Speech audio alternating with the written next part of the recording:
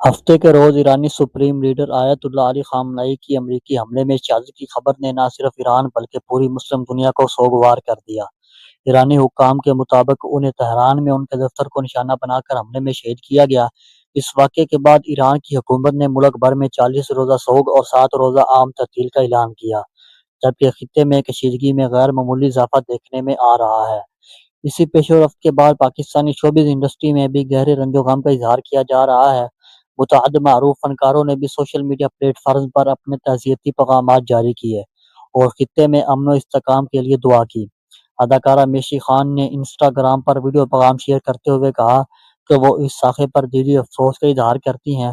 ان کا کہنا تھا کہ مسلم امہ اس وقت آزمائش کے دور سے گزر رہی ہے اور ہمیں اتحاد، صبر اور دعا کا دامن نہیں چھوڑنا چاہیے۔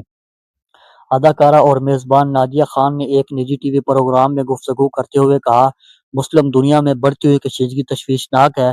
انہوں نے عالمی طاقتوں پر زور دیا کہ وہ خطے میں امن کے قیام کے لیے سنجیدہ اقدامات کریں، کیونکہ کسی بھی بڑے تصادم کے اثرات پوری دنیا پر مرتب ہو سکتے ہیں۔